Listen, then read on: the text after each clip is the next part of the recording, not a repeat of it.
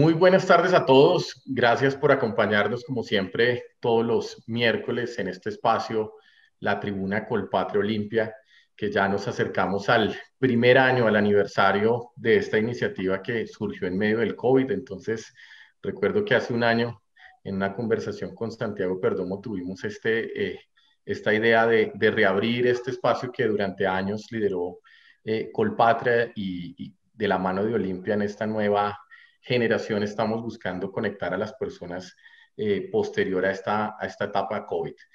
Hoy tenemos una invitada muy especial, Catalina Botero, quien va a ser presentada por Rodrigo Pacheco, a quien saludo y le doy la bienvenida. Rodrigo, muy buenas tardes y adelante.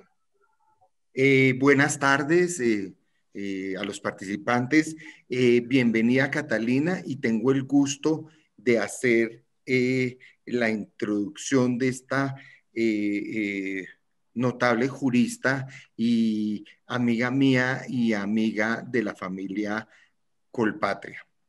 Entonces, les quiero contar, Catalina es abogada de la Universidad de los Andes, copresidenta del Oversight Board de Facebook e Instagram, que le dio su nombramiento fue muy mediático por lo menos en los medios colombianos. No creo que haya faltado un medio que no lo haya registrado. Me imagino que hubo su cuota en el área. Árbitro de la Cámara de Comercio de Bogotá y miembro del Consejo Asesor del International Bar Association Human Rights Institute. Es experta en Derecho Constitucional y Derecho Internacional en Derechos Humanos. Fue relatora especial para la libertad de expresión de la Comisión Interamericana de Derechos Humanos de la OEA entre 2008 y 2014 en Washington. Entre el 2016 y el 2021 fue decana de la Facultad de Derecho de la Universidad de los Andes. Ha sido conjuez de la Corte Constitucional y del Consejo de Estado y hace parte de la Asamblea Directiva de Justicia, una ONG que, Catalina, fuiste cofundadora, si no estoy mal, ¿me confirmas eso? Sí, fui cofundadora. De cofundadora de Justicia, que es una ONG de qué se trata. De defender derechos humanos. De promover. Entonces, repito, un gusto darte la bienvenida y usando las palabras de Santiago, el piso es tuyo. Gracias, gracias Rodrigo. Yo quiero agradecer a Colpatria, quiero agradecer a Rodrigo Pacheco, mi amigo de hace, no sé, 40 años.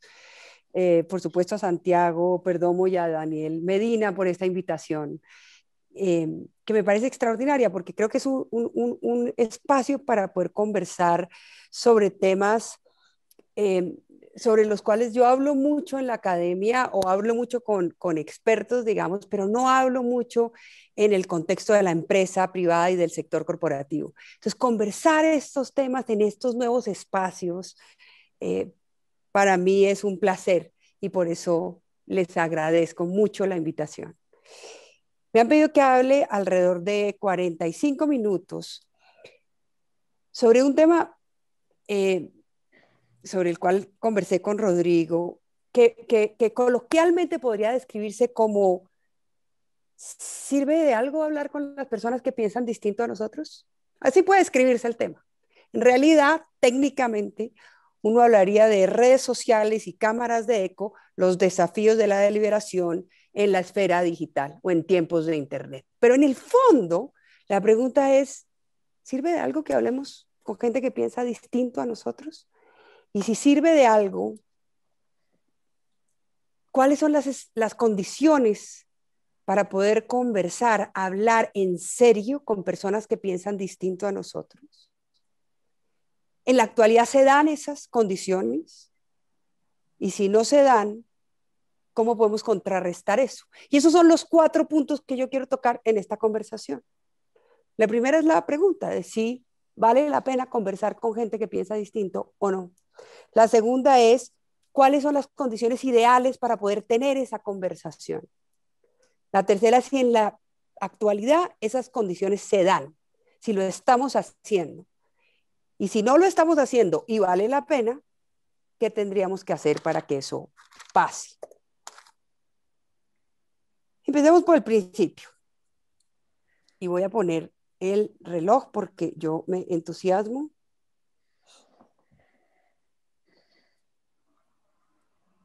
¿Sirve de algo conversar con gente que piensa distinto? En la política, por ejemplo. ¿Sirve de algo que los uribistas se sienten a conversar con la gente que va a votar por Petro, por ejemplo?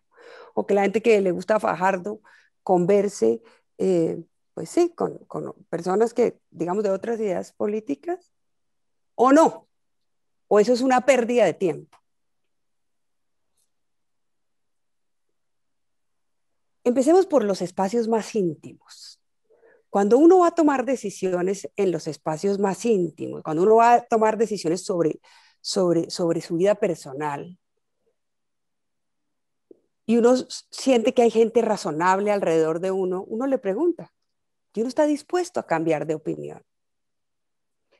Pensemos en decisiones que tienen que ver, por ejemplo, con la carrera que queremos estudiar.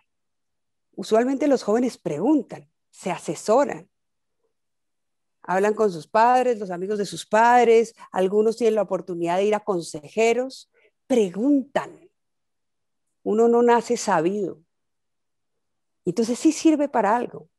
Sirve para algo que si toda la familia de uno ha sido abogada y a uno le han dicho que uno lo único que puede ser es médico o doctor, uno de pronto tenga la posibilidad de hablar con antropólogos o con gente que hace música o con personas que hacen cine o con otros que escriben poesía o con quienes ejercen, por ejemplo, en la economía o con quienes son administradores de empresas. Porque hablar con esas personas que piensan distinto le abre a uno el horizonte vital. Y uno se da cuenta que a lo mejor uno es más feliz escribiendo poesía y que de pronto sí se puede vivir de escribir poesía y que lo demás es un mito.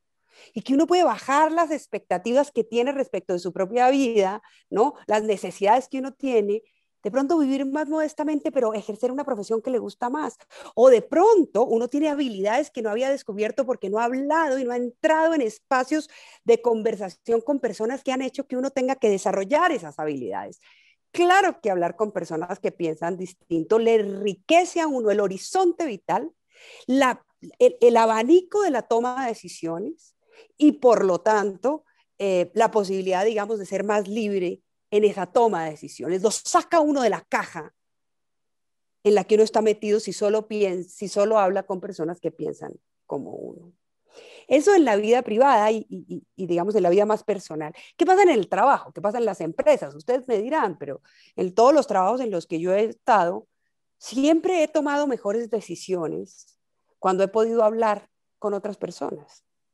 Si yo quiero tomar una decisión financiera, por ejemplo, en mis trabajos, o sea, inversión en los temas en los que yo he trabajado, pues me asesoro con gente que sabe de eso.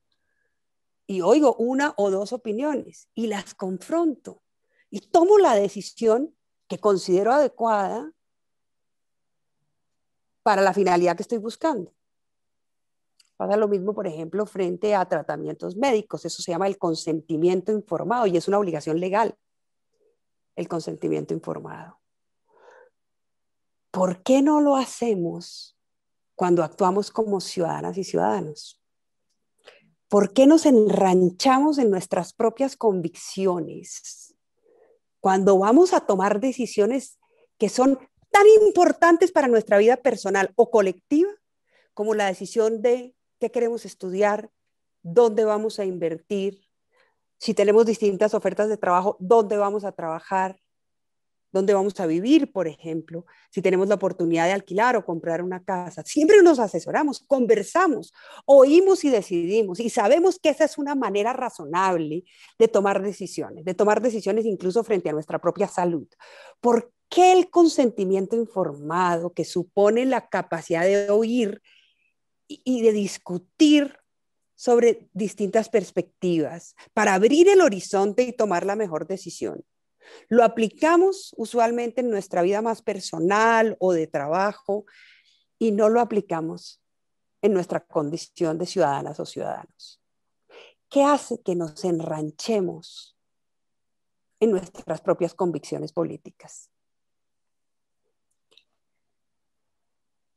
Sobre eso vamos a hablar. ¿Sirve enrancharse? No. Eso genera fanatismo. Eso genera nichos que impiden que podamos tomar decisiones colectivas sobre las mejores políticas públicas. Las mejores para cada uno de nosotros. No hay las mejores en absoluto. O sea, no hay la mejor política pública, punto. No, hay la mejor política pública de conformidad con la creencia que yo tengo. Yo puedo ser más de centro, más de derecha, más de izquierda. Pero para saber si una política pública es buena, tengo que ser capaz de oír a quienes están de acuerdo con esa política pública. No simplemente seguir ciegamente el liderazgo de alguien. ¿Por qué no creemos en que oír a personas que piensan distinto, en que esa deliberación con personas que tienen una perspectiva distinta sobre lo político es tan útil como la deliberación con personas que piensan de distinta manera cuando vamos a invertir, cuando vamos a comprar o alquilar una casa, cuando vamos a tomar decisiones sobre el trabajo o sobre lo que queremos estudiar?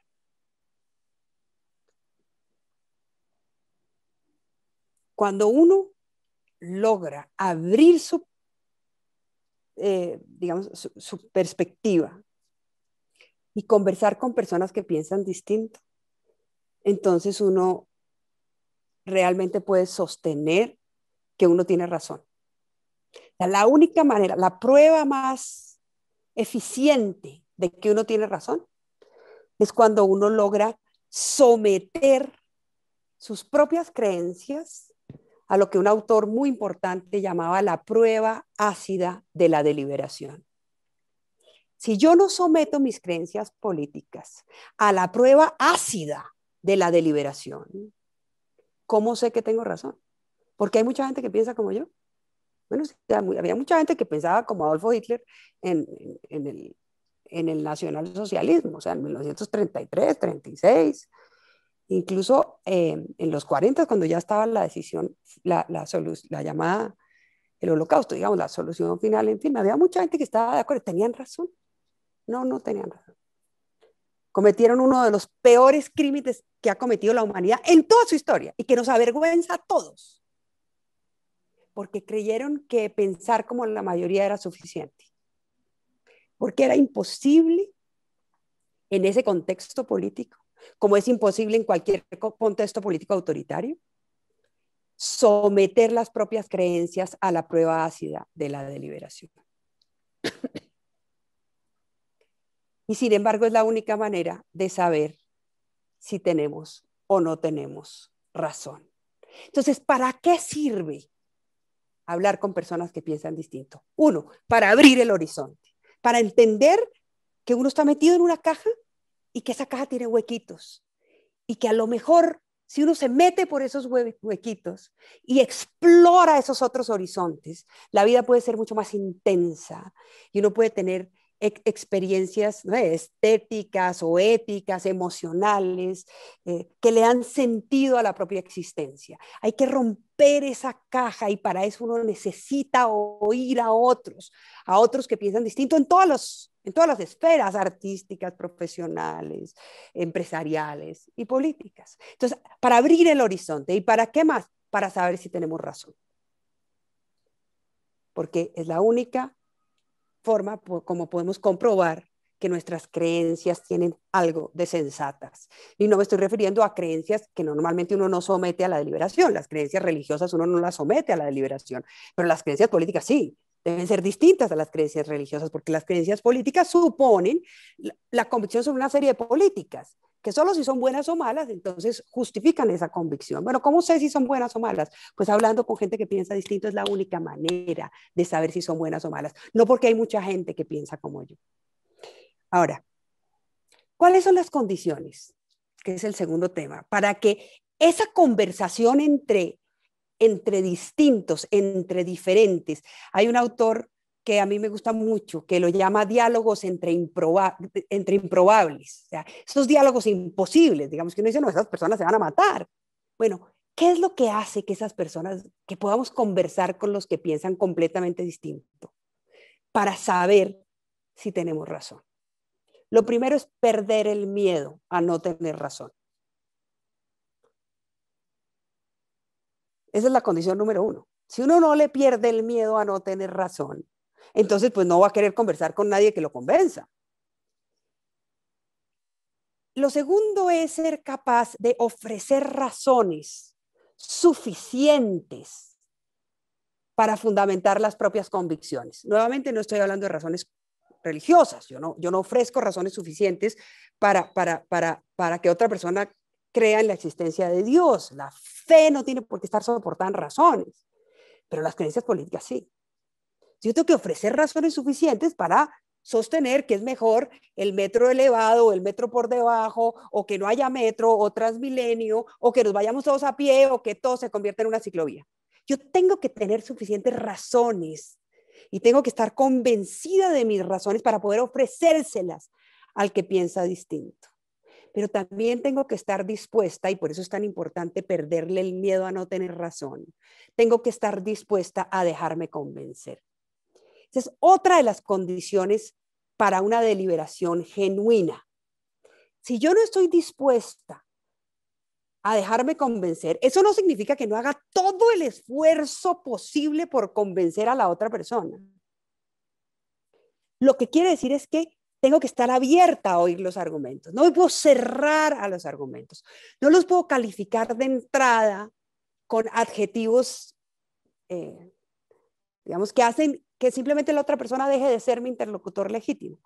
Tengo que estar dispuesta a dejarme convencer y tratar de ofrecerle mejores razones. Estoy aquí traduciendo también lo que otro autor, que es un autor muy importante en la filosofía política, que se llama Guger Habermas, denominó la ética comunicativa. Esos son los principios éticos básicos de la comunicación. Tengo que perderle el miedo a no tener razón. Tengo que ser capaz de articular de manera adecuada y con mucha convicción las razones que soportan una creencia, y al mismo tiempo tengo que ser capaz de oír a la otra persona con respeto y consideración, sin sacarla de la esfera que yo considero, en la que está, digamos, las personas que yo considero interlocutoras legítimas. Si yo saco al otro y lo excluyo, y entonces el otro, y utilizo adjetivos, ¿no? El otro es un imbécil, es una persona que no merece mi consideración, pues no va a poder hablar, no va a poder oírla. Simplemente ahí se rompe la posibilidad de una verdadera deliberación. Ahora, estamos en una circunstancia en la cual eso pasa. Entonces, digamos, yo parto de que la única forma como sabemos si tenemos razón es abriendo el horizonte cultural y sometiendo nuestras creencias a esa deliberación. Parto de que es la mejor manera de tomar decisiones colectivas. Por eso es tan importante la libertad de expresión para votar, por ejemplo, o para hacer control social. Porque yo creo que solo podemos tomar decisiones como cuerpo colectivo de manera informada. Y solo hay una decisión informada cuando podemos deliberar, o sea, discutir la información que tenemos. Y creo que es la única manera de construir sociedades democráticas sólidas y votar por las personas correctas. Y por lo tanto, construir un escenario en el cual es posible que haya políticas públicas que nos beneficien a todos. Yo creo que esa es la única manera, deliberando, conversando. Creo que para eso se requieren unas condiciones, que son esas condiciones: sentarme a oír, entender, dar razones, entender que el otro puede tener algo de razón, perderle el miedo a no tener razón, oír los argumentos y construir mi propia argumentación a partir de razones adecuadas y no simplemente adjetivos. Eso es lo que yo creo.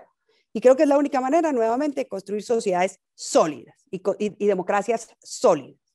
Ahora, ¿estamos en esas circunstancias hoy en Colombia o en América Latina? Y yo creo que no. Yo creo que estamos atravesando, creo que hemos tenido momentos, creo que la Constitución del 91 fue un momento así, en donde se sentó Álvaro Gómez Hurtado con el señor Navarro que hacía parte del M-19, que había secuestrado a Álvaro Gómez Hurtado. Ese es el diálogo entre improbables más absoluto. Y con el señor Horacio Serpa, representante de la clase política tradicional, y presidieron una Asamblea Nacional Constituyente en donde había de todo. Había personas de religiones que nunca habían logrado acceder al poder ni estar en cuerpos representativos.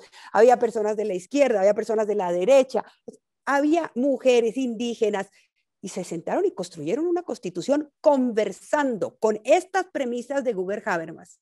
Se sentaron a oír al otro, a dar mejores razones, a estar dispuestos a dejarse convencer. Le perdieron el miedo a no tener razón. Ninguna fracción quiso imponerle a la otra por la fuerza su proyecto político. Decidieron que el mejor proyecto era el proyecto que se podía concertar entre todos, sin excluir a nadie. En ese momento fuimos capaces de entender que en este país cabemos todos. Ahora, en este momento actual, 2021, en Colombia y en América Latina, ¿estamos en esas circunstancias? Porque además déjenme mencionarles algo. En el momento en el que se hace la Constitución de 1991, en esa década de finales de los 90 y principios del siglo XXI, en América Latina, la mayoría de los países tuvieron circunstancias similares a la de la constituyente nuestra. Porque América Latina estaba saliendo, es lo que se llama la ola democratizadora de América Latina, como la primavera democrática de América Latina. Esa época, de finales del siglo pasado, inicios del presente siglo, América Latina estaba saliendo de las dictaduras militares del Cono Sur, de las transitando, digamos, de los conflictos armados de Centroamérica a estados que buscaban ser más democráticos. Estábamos en ese tránsito en toda América Latina y había una apertura mental y como que se había oxigenado el ambiente en la América Latina para que los distintos pudiéramos conversar, para que no nos percibiéramos como enemigos en un ring de boxeo en donde había que noquear al otro, sino simplemente como contradictores políticos. Muy bien. Ahora, ¿qué ha pasado hoy? 20 o 25 o 30 años después de esa primavera democrática que sirvió de contexto para estos diálogos entre improbables. Ha pasado que hemos retrocedido en términos de los avances democráticos. Ha pasado que muchos países de América Latina que habían logrado por primera vez, el único país que no era democrático en esa época que les menciono, o sea, a finales del siglo pasado y principios de en toda América Latina era Cuba, que es una dictadura, era el único. En todos los demás había elecciones democráticas. Bueno, hoy en varios países de la región las elecciones son una farsa, literalmente. Ya Venezuela, eso es una farsa. Ese señor, ese gobierno se ha robado esas elecciones. En Centroamérica hay problemas serios, pero además en otros países hay lo que se podría llamar nuevos autoritarismos electorales. Entonces, las elecciones funcionan, pero la mayoría está eligiendo regímenes o gobiernos que tienen tendencias autoritarias muy fuertes, o sea, que van en contra de los principios de esa primavera democrática latinoamericana, de los principios constitucionales, de la diferencia, la deliberación, la libertad de prensa, la protesta social, o sea, ¿no? Hay un fanatismo político inusitado en la mayoría de la región, pero no solamente pasa en América Latina, pasa en Europa, pasa en Asia, pasa en África. Hay un fanatismo político inusitado que hace, ¿qué es lo que hace el fanatismo? Que convierte a las creencias políticas en creencias religiosas. Eso no se discute. Sí, eso no se discute, son verdades de fe. Lo que dice mi profeta, y mi profeta en este caso en la arena política, no se discute. Y el que lo discute es una apóstata, el que lo discute es un infiel, el que lo discute es el otro que yo tengo que excluir. O sea, ese traslado de la fe religiosa a la política es peligrosísimo y genera esos fanatismos políticos de distinto nivel, de distinto grado. Ahora, esos fanatismos políticos se ven confirmados por procesos de desinformación estructural que han hecho que se cree un fenómeno que en 2016 fue muy importante y que dio lugar a una expresión que es la posverdad, que fue considerada la palabra del año en ese año por Oxford. La posverdad es una situación en la cual estas personas fanatizadas, creen que la verdad no es aquello que se puede demostrar con hechos, sino es aquello que se corresponde con sus creencias. Entonces, la verdad no es, no sé, si el río Bogotá está contaminado o no, y entonces si hay unas pruebas científicas, no. La verdad es lo que mi líder dice sobre el río Bogotá, lo que mi creencia supone. Entonces, lo que corresponde con mi creencia es la verdad. No en el mundo nuevamente de las ideas religiosas, en el mundo de la práctica. Y eso es peligrosísimo, porque si la verdad no es lo que realmente yo puedo demostrar, sino lo que corresponde con mis propias ideas, pues yo no tengo un punto para poder conversar con el otro, porque tenemos dos verdades que chocan. Y son verdades absolutas, que excluyen. Eso que se llama la posverdad, es decir, un mundo en el cual hay un número importante de personas que consideran que la verdad no es aquello que se puede demostrar empíricamente, que tiene sustento en la realidad, que la investigación, ¿no? Fulanito de tal es culpable o no. Bueno, miremos las pruebas. No, no miramos las pruebas.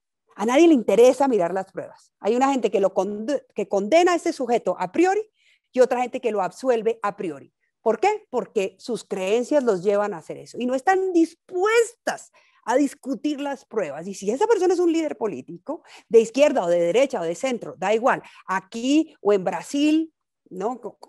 Porque los líderes políticos están en buena parte de América Latina siendo muy cuestionados judicialmente.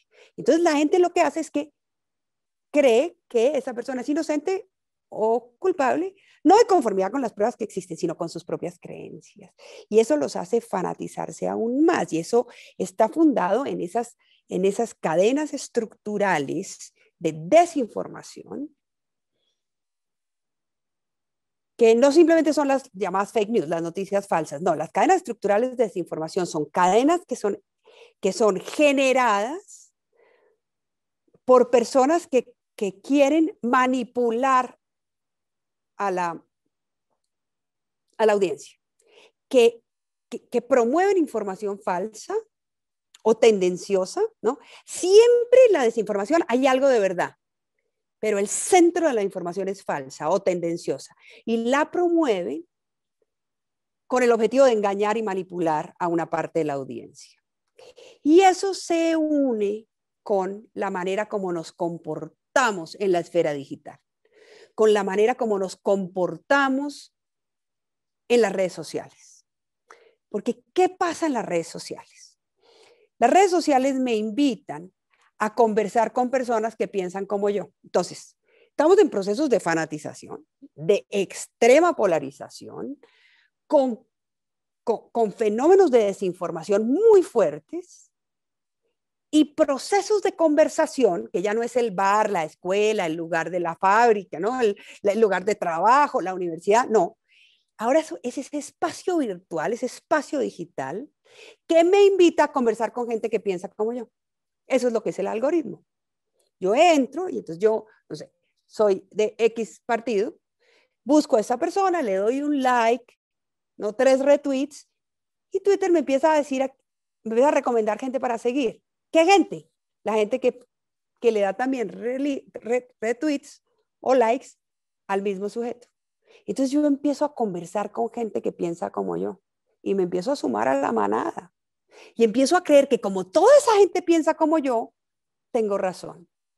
Y empiezo a disfrutar el espectáculo perverso, no de la conversación inteligente entre esos diálogos entre improbables, sino de los insultos venteados, o sea, la gallera. Empiezo a disfrutar y eso me genera además adrenalina. Hay un libro que yo les recomiendo que se llama El país de las emociones tristes, de Mauricio García. un gran amigo mío, que describe cómo somos tribales, nos gusta pertenecer a esa tribu que el algoritmo nos permite generar,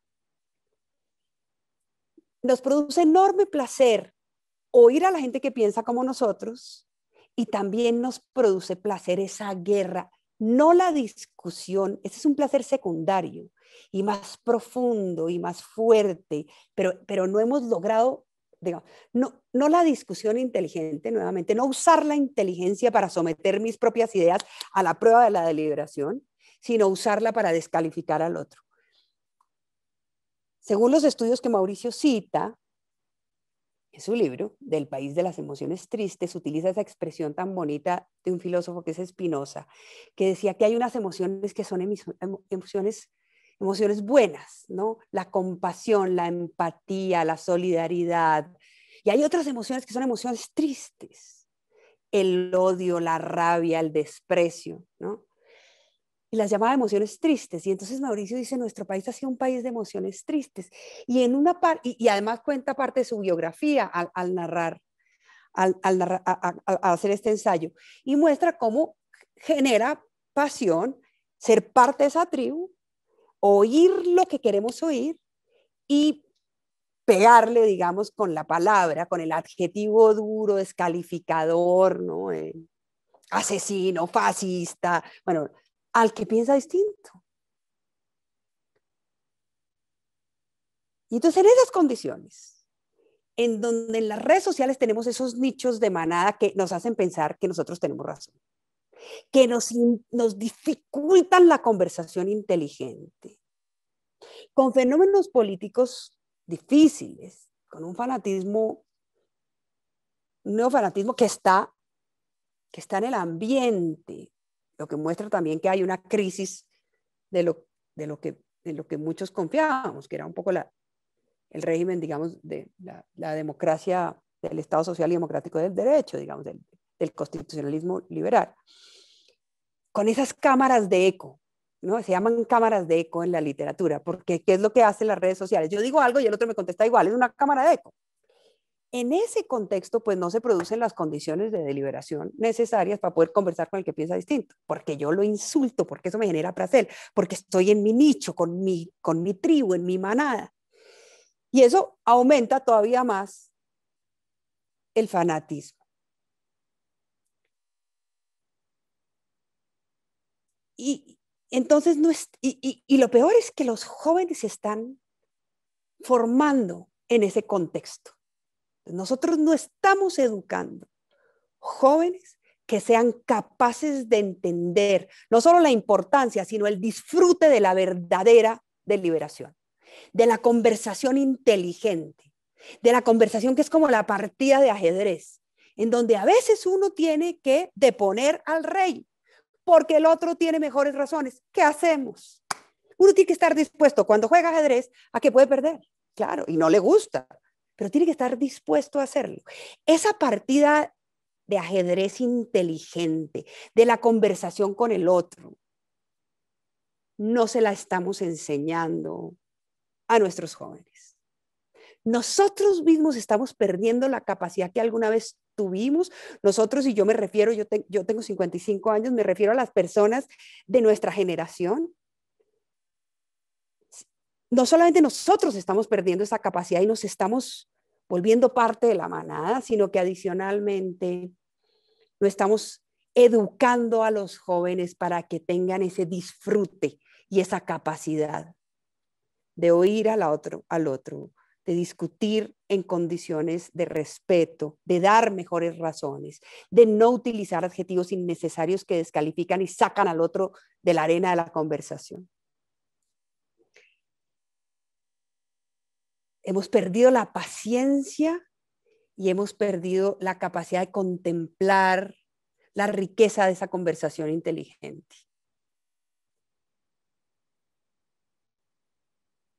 Y lo peor es que estamos sintiendo placer en ese nuevo escenario de conversación política que yo creo que daña la democracia, porque daña la posibilidad de discutir de verdad si ese señor es culpable o no, si el otro es el mejor líder o quién es el mejor líder, si las políticas públicas que propone uno a lo mejor no me gusta, pero de pronto esa política se puede hacer, si podemos llegar a acuerdos y concesiones entre todos. Estamos perdiendo esa capacidad, esa flexibilidad que yo creo que hemos tenido en algunos momentos de nuestra historia republicana. ¿Y entonces qué se puede hacer? Es la pregunta. Y la respuesta que yo daría es volver a pensar. Tenemos que ser capaces de ejercer en nuestra vida pública como ciudadanos digamos, las mejores virtudes de la ciudadanía en la esfera digital y por supuesto en la discusión electoral, en la discusión política. Las mejores virtudes ciudadanas. Tenemos que ser capaces de no dar retweet o like a una información cuando no sabemos si es cierta o no es cierta. Tenemos que ser capaces de poner nuestras creencias digamos, someterlas a prueba. Tenemos que ser capaces de entender que el que piensa distinto no es un otro que tenemos que excluir de nuestra esfera de discusión, sino a quien tenemos que incluir a esta esfera de discusión. Tenemos que dejar de oír, de ver y de leer a quienes han hecho de ese espectáculo nefasto de la gallera un negocio. Tenemos que castigarlos como audiencia y premiar a quienes hacen un esfuerzo desde todas las orillas políticas por dar razones, por dar buenas razones, a quienes son capaces de entrar en ese diálogo de improbables, a quienes todavía creen que en este país cabemos todos y somos capaces de construir entre todos buenas políticas públicas. Pero eso exige salirse de la manada. Eso exige pensar.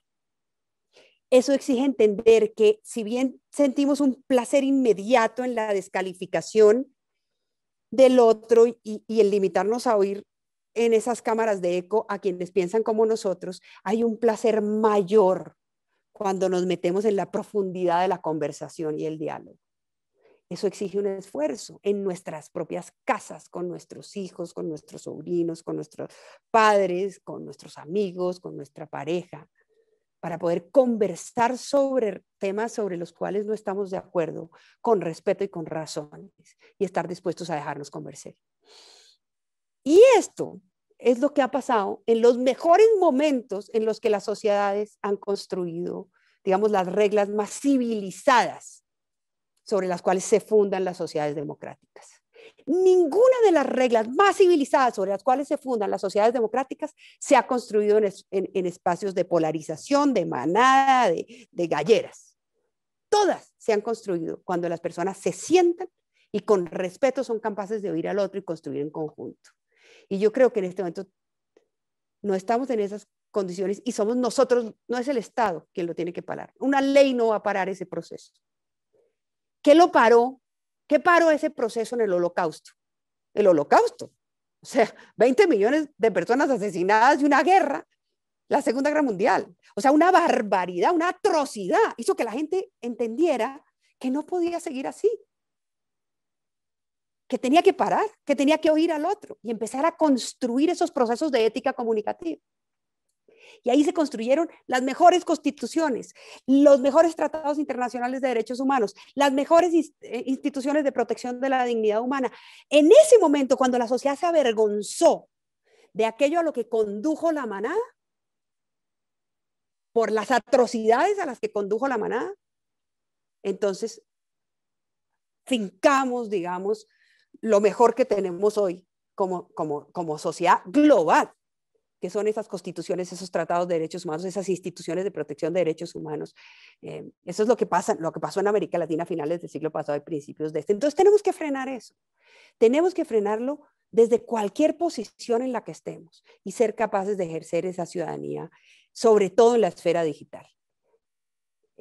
Un clic, un like, un retweet no es inocuo.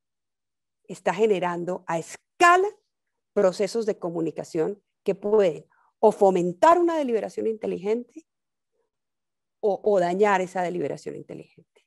Y nosotros tenemos la capacidad de tomar esa decisión, pero depende de cada uno de nosotros.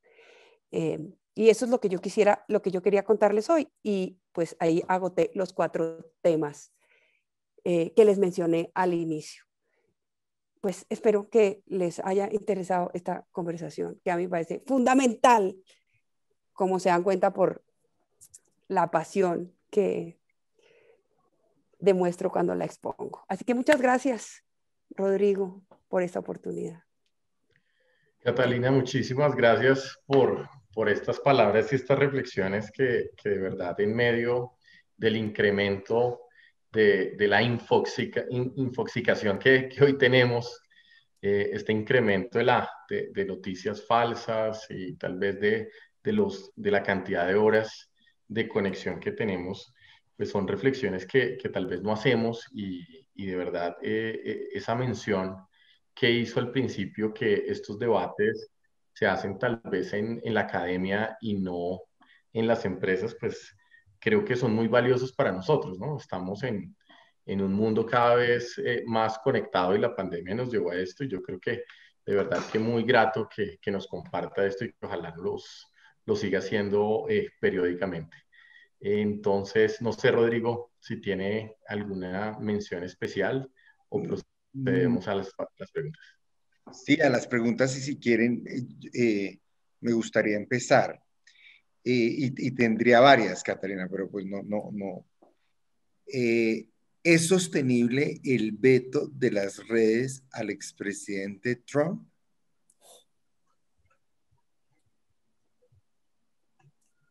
Rodrigo, yo hago parte de un consejo que tú mencionaste que se llama el Oversight Board de Facebook. Bueno, ¿qué hace ese consejo? Instagram y Facebook tienen 3.000 millones de usuarios en todo el mundo y moderan contenidos. ¿Qué significa moderar contenidos? Tienen unos términos, cuando uno hace parte de esas comunidades, uno es usuario de Facebook y uno acepta una cosa que se llama los estándares comunitarios. Entonces no puede haber desnudez adulta, no puede haber incitación a la violencia, no puede haber, bueno. Entonces hay una cantidad de moderadores, sistemas automatizados de inteligencia artificial y luego moderadores humanos que están todo el tiempo viendo si esos 3.000 millones de usuarios violan los estándares comunitarios. Entonces sacan contenido, pero muchas veces se equivocan. Entonces, por ejemplo, se prohíbe la desnudez adulta, pero hay un cuadro famoso, ¿no? La Venus, y la sacan porque es desnudez adulta. Pero al mismo tiempo no sacan mensajes que son una incitación indirecta a la violencia, incitación indirecta al genocidio, porque dicen hay que matar a las cucarachas. Pues sí, uno dice que hay que matar a las cucarachas, en principio eso no es incitación a la violencia, pero en ciertos contextos, Ruanda, por ejemplo, en donde eran llamados cucarachas, el sector de la población que fue objeto, digamos, del genocidio, los tutsis, pues claro que esa expresión hay que sacarla inmediatamente, hay que moderar ese contenido. Entonces, Facebook se equivoca, Instagram se equivoca y Twitter se equivoca, las plataformas se han equivocado. Entonces, ¿qué hizo Facebook? Crea este consejo, que ahora tiene 20 miembros, para que resuelva los casos más difíciles, más emblemáticos. Uno de esos casos es el caso de Donald Trump. Ese caso ya está en el consejo. Nosotros tenemos que tomar la decisión sobre la pregunta que tú acabas de hacer en las próximas semanas y por lo tanto no me puedo pronunciar sobre eso. Pero está ya en ese foro, está ya en ese foro. Está en ese foro. Y lo que nosotros tenemos que ver es si ese mensaje y los mensajes subsiguientes del expresidente Trump violaron los estándares comunitarios y el derecho internacional de los derechos humanos, que son las reglas que nosotros usamos para tomar la decisión de si Facebook se equivocó o no se equivocó. Nosotros supervisamos a Facebook. Esa es nuestra función, supervisar las decisiones.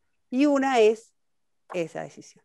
Perdón la respuesta tan larga, pero para poder explicar por qué no contesto semejante pregunta tan importante, tenía que contar cómo funciona la moderación. Perfecto. Perfecto. Catalina, le voy a dar la palabra a Andrés Largacha. Andrés, muy buenas noches y adelante.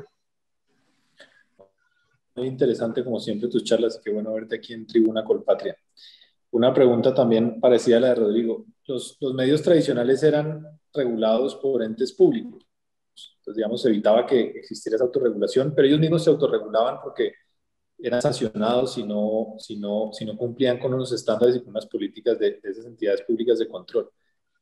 ¿Dónde trazamos la raya con las redes sociales, donde quien dispara la información es una persona en cualquier parte del mundo? ¿Y cómo se podría regular o no se debe regular? ¿Qué visión tienes de eso? Que es un gran debate hoy en ese tema. Bueno, lo primero es que hay una legislación que aplica a medios de comunicación, a redes sociales y a conversaciones offline, o sea, analógicas. La injuria y la calumnia, por ejemplo. Yo creo que no se debe aplicar a discursos de interés público, salvo, creo que puede haber difamación en materia civil, pero eso es otra discusión. Pero digamos, hay unos límites a la libertad de expresión. La pornografía infantil, eso no vale en ninguna parte. O sea, eso debe estar prohibido y además penalizado con las más altas penas, porque eso no es expresar una idea, eso es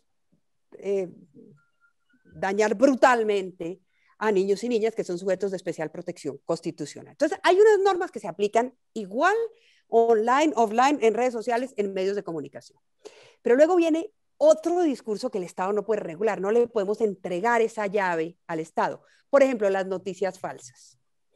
Las noticias falsas en sí mismas no deberían estar prohibidas. Yo puedo decir en este momento que, no sé, que yo estudié filosofía y letras, lo cual es falso. Lo peor que puede pasar es que Rodrigo salte diciendo, eso no es verdad, y nunca me vuelvan a invitar a Tribuna Colpatria y les parece que yo soy una mentirosa que me las estoy dando de estudiar una cosa que no estudié, pero no le estoy haciendo daño a nadie salvo a mí misma. Y es una noticia falsa, es una fake news. Entonces ahí no se me da, el Estado no se debe meter en eso. El Estado no puede castigarme por mentir. El Estado puede castigarme si yo produzco un daño sustantivo en un derecho que el Estado tiene la obligación de proteger, pero no por mentir simplemente.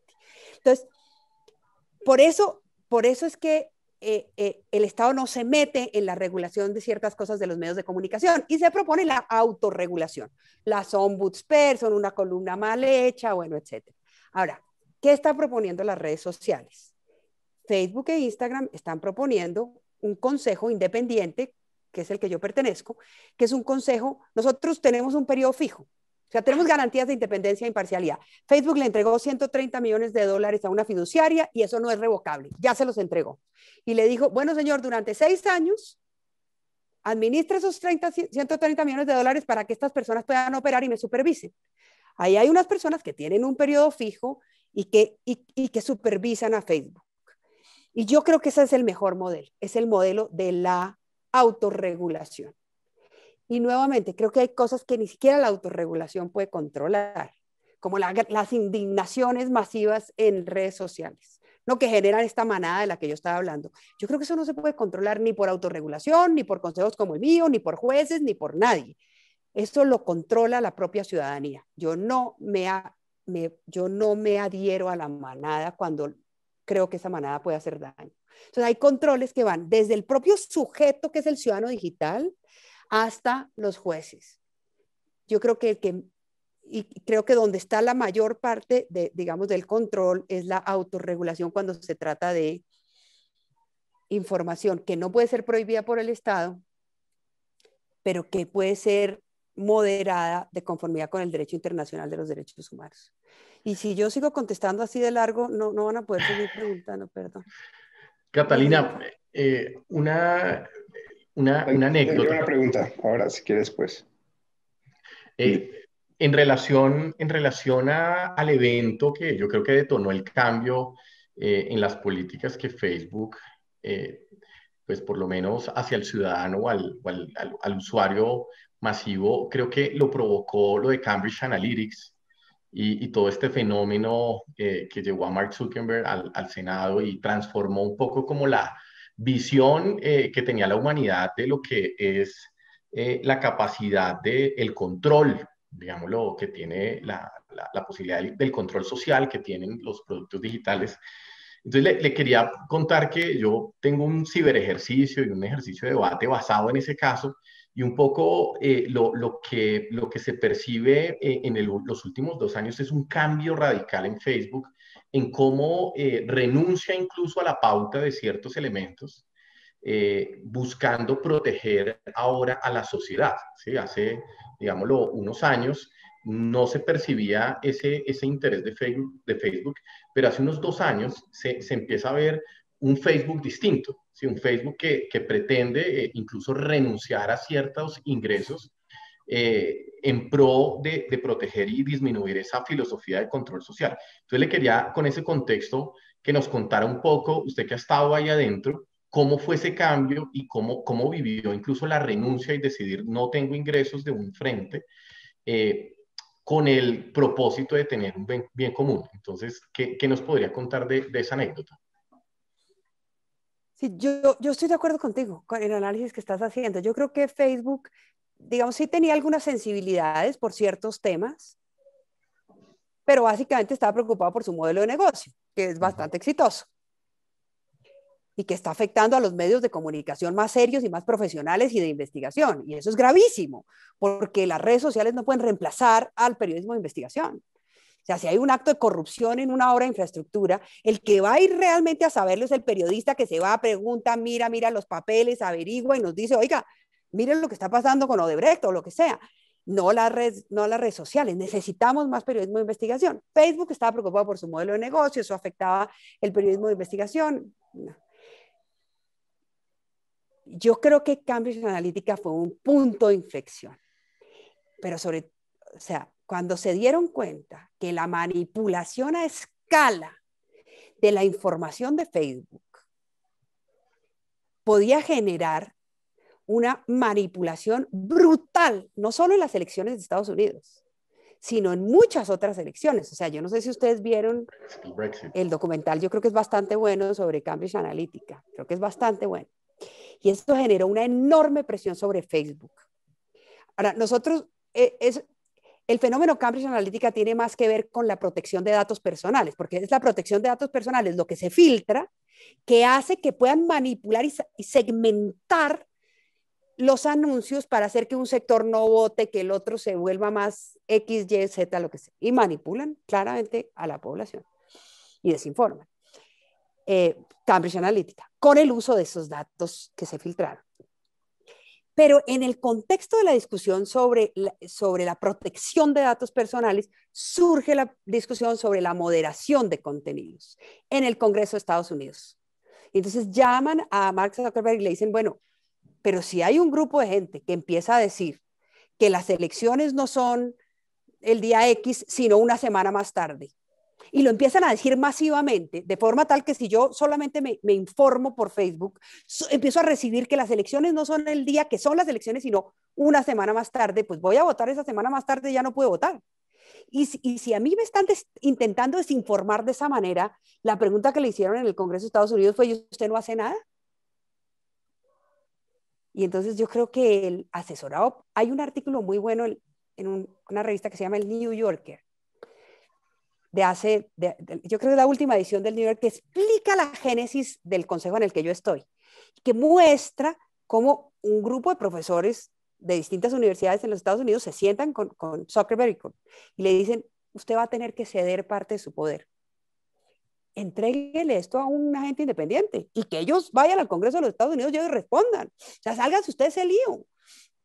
Porque si usted saca una información, entonces los de derecha le van a decir que es que usted es anti no sé qué. Si usted la deja, entonces los de izquierda le van a decir que, o lo que sea. Construya un órgano independiente, pero tiene que entregar parte de su poder. Y eso fue lo que hizo. Entonces, una cosa es Cambridge Analytica y protección de datos personales, y eso obligó a Facebook a adoptar una cantidad de medidas para proteger datos personales, y eso está asociado, pero es otra cosa, con la moderación de contenidos. ¿Qué se queda y qué debe salir de la plataforma? Y para eso es que crea este consejo, que es un consejo muy plural.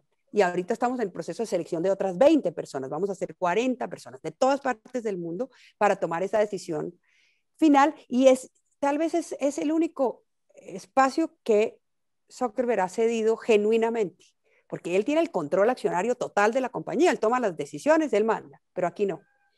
Aquí por estatutos de la propia compañía, si nosotros le decimos que tiene que volver a subir un contenido, lo tiene que volver a subir, salvo que rompa completamente con el Oversight Board, y ahí tendría que hacer una cosa pública, pero pues su compromiso hizo una reforma estatutaria según la cual obedece esa instrucción nuestra. Pero eso surgió por presión. Eso no surgió porque un arma caritativa consideró que eso era lo que había que hacer. Eso surgió por presión. Como por presión tiene que surgir que esas grandes plataformas le paguen a los medios de comunicación pues el contenido de las investigaciones que publican. Gracias por Sí. compartir, Santiago. Yo tengo una pregunta que va como en relación a lo último que dijiste, Catalina. Uno es, pues estas plataformas son como supranacionales. Pues le pararán bolas al Congreso de los Estados Unidos, pero seguramente al de Colombia ni miran la carta que envían. Entonces, finalmente es un poder allá supremo y se creen con la verdad revelada y nombran el oversight y también allá se van creando como todos estos, un poco más plural, pero finalmente también concentrado. Entonces, mi pregunta va al tema impositivo. Entonces, no, ellos finalmente obtienen ingresos en todo el mundo, ¿sí? Y lo obtienen porque venden una publicidad y tienen unos ingresos, pero tributan donde quieren, si es que tributan. Y lo otro también que me parece muy, muy injusto es finalmente que se están acabando los medios de comunicación y ese periodista que investiga finalmente no tiene ningún tipo de ingresos, se están acabando porque finalmente ellos sienten que esa es información que es de todo el mundo, que es gratis y que se puede publicar. Entonces, ¿qué se puede hacer para que paguen por el contenido y para que paguen impuestos? Para que paguen impuestos no sé, porque yo no sé cómo es ese fenómeno en realidad. Debería estudiarlo un poco más, pero no sé. Ahora, hay una pelea en varios países, no sé si viste la última discusión en Australia, y se ha producido en Francia y se ha producido en Brasil, no solo con Facebook, sino con Google, de los grandes medios de comunicación, diciéndoles, ustedes circulan el contenido y no nos pagan, ustedes reciben toda la publicidad y nosotros no tenemos cómo pagarle a nuestros periodistas. Y solo esa presión ha llevado a que haya concesiones importantes en algunos países, ¿no? Y entonces acuerdan tarifas de distribución de la publicidad, que es lo que yo creo que tendría que pasar. Okay. Pero es la presión, eso no lo van a hacer por creencia en la importancia de los grandes medios. O sea, están preocupados por su modelo de negocio. Y eso es lo bueno de este consejo, que ninguno de nosotros está preocupado por el modelo de negocio y por las finanzas personales de las personas de Facebook. A nosotros eso no nos importa. Ellos verán cómo defienden. A nosotros nos importa que la moderación de contenido se ajuste al derecho internacional de los derechos humanos. Que cuando dicen, por ejemplo, que está prohibida la desnudez adulta y entonces está prohibido, por ejemplo, que haya pezones femeninos desnudos, eso no lleve a que las comunidades indígenas, en donde las mujeres tienen el torso desnudo, desaparezcan completamente de Facebook porque Facebook considera que todo eso puede ser pornografía o puede ser, digamos, inadecuado. Porque entonces esas comunidades indígenas nunca van a aparecer en Facebook y desaparecen. Son totalmente minoritarias, necesitan tener un parlante más grande, pero Facebook no les permite que salgan en Facebook, pues porque violan ese estándar. Bueno, pues ese estándar es discriminatorio, entonces está bien, usted puede prohibir la desnudez adulta, usted puede prohibir el intercambio, ¿no? Y como la venta de servicios sexuales, pero usted tiene que tener unas excepciones para no excluir a sectores de la población. Eso es lo que nos importa a nosotros. El problema del modelo de negocios, que pues por ahora no es un problema, en realidad es de Mark Zuckerberg, no nuestro. Catalina, una pregunta se me viene ahorita a la cabeza, digámoslo ahí, hay obviamente China es un mundo bien distinto en el mundo de las tecnológicas.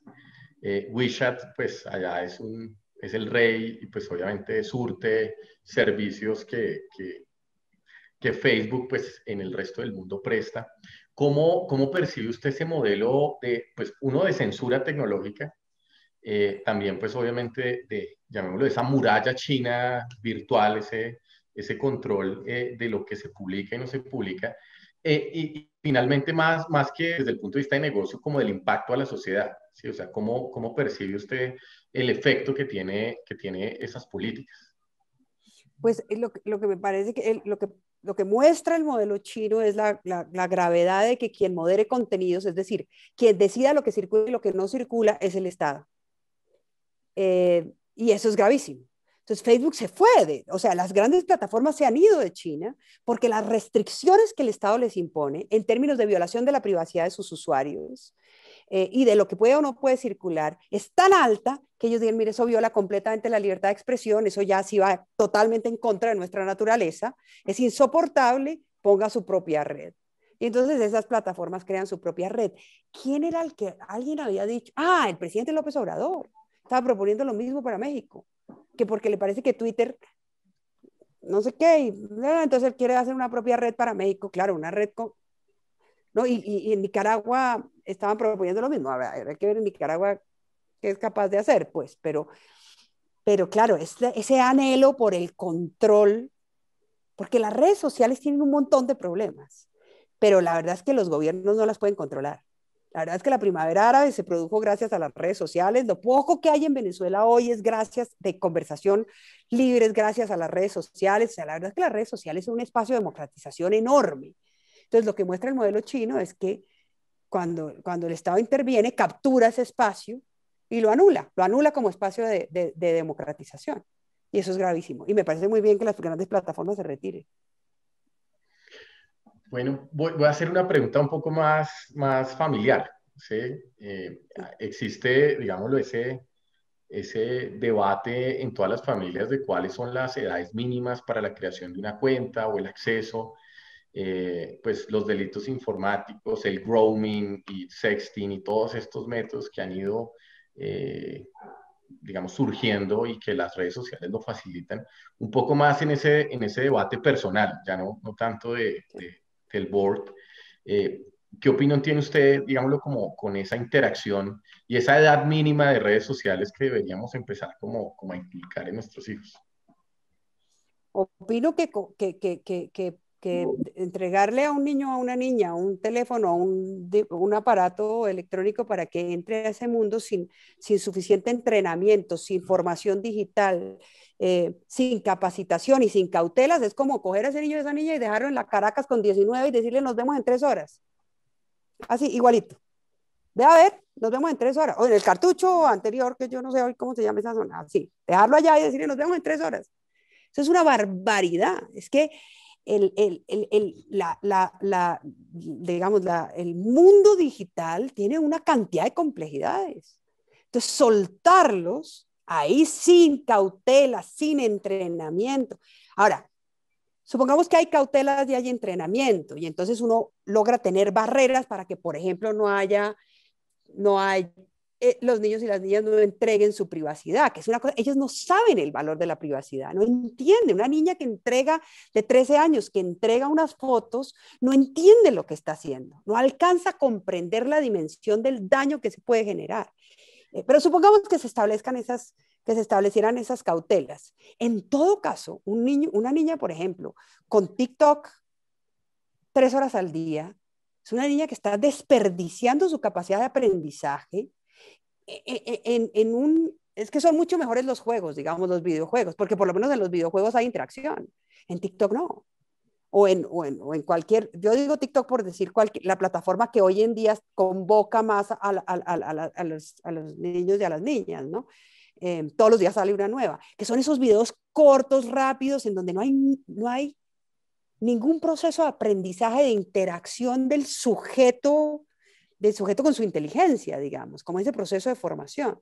Entonces, primero me parece irresponsable, me parece que hay que formarlos adecuadamente, me parece que caen en esos nichos, me parece que hay que tener un enorme cuidado con el manejo de redes sociales, con niños y niñas.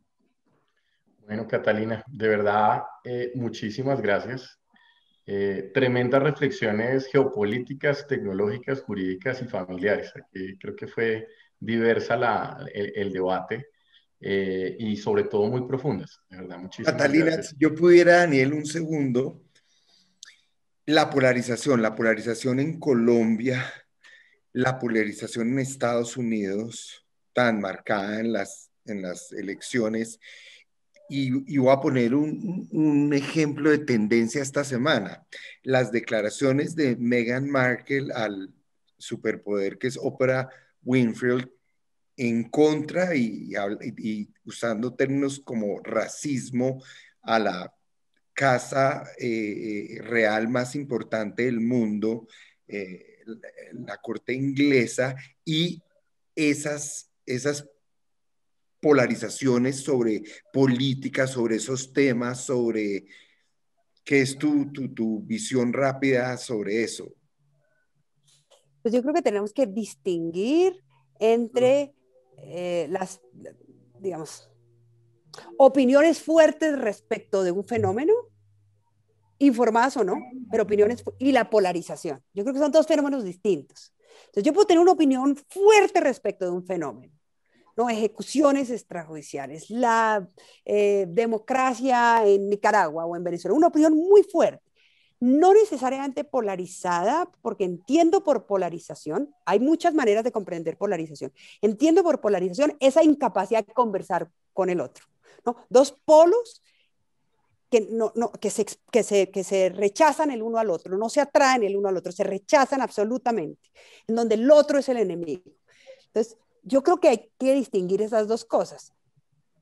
A mí me parece que la polarización, entendida como ese fenómeno en donde yo me enrancho en mi lugar y soy incapaz de entender al otro, y si un líder X dice que se robaron las elecciones, así es, así los jueces digan que no, así no haya ninguna evidencia científica, no importa. Si lo dijo el líder, así es. Este fenómeno de polarización ciega y fanática, a mí me parece que daña los procesos de deliberación democrática y genera, pues, regímenes que a mí me parece que no han conducido nunca a nada bueno. Lo otro son fenómenos de opinión que uno puede estar de acuerdo o no estar de acuerdo, pero que dan lugar a transformaciones, han dado lugar en la historia de la humanidad a transformaciones importantes, ¿no? Puede ser una transformación importante, ¿no? Pues reflexionar sobre las instituciones de las que tú hablaste, que realmente son fundamentales en la historia y en la tradición y en la legitimidad política de esos países. O sea, eso no es un tema menor, pero dan lugar a una reflexión sobre eso. Dura, difícil, no sabemos si es cierto o no, pero esa reflexión es siempre importante. La que a mí me parece que no conduce a nada es la que no es reflexión. La posición ciega y dogmática y fanática que impide la conversación con el otro, que es la que me parece grave, que lleva a que la gente se mate, ¿no? Buenísimo. Bueno, Santiago, no sé, para iniciar el cierre me gustaría darle la palabra. Está en mute, Santiago. Catalina, muchísimas gracias. Muy interesante la conferencia, las reflexiones. Nos queda eso de que tenemos que estar dispuestos a ceder las posiciones al fracaso, las posiciones. Yo creo que eso es una muy buena reflexión que queda y que debemos tener la apertura de oír, de escuchar más que oír, escuchar, y también una vez ha escuchado, pues tiene uno el derecho de ser escuchado. Así que muchísimas gracias por todas las reflexiones. Muy invitada nuevamente a esta tribuna Colpatria Olimpia. Muchas gracias a todos los asistentes a esta tribuna, e invitarlos la semana entrante, el 17 de marzo a las 6 de la tarde. Nos acompaña Tomás Uribe Moreno, emprendedor, con un tema que es una conversación sobre el emprendimiento. Así que todos ustedes muy invitados el próximo miércoles. Muchísimas gracias. Gracias, Catalina. Gracias a ustedes. Hasta luego. Buenas noches. Muchas gracias. Buenas noches. Chao. Buenas noches.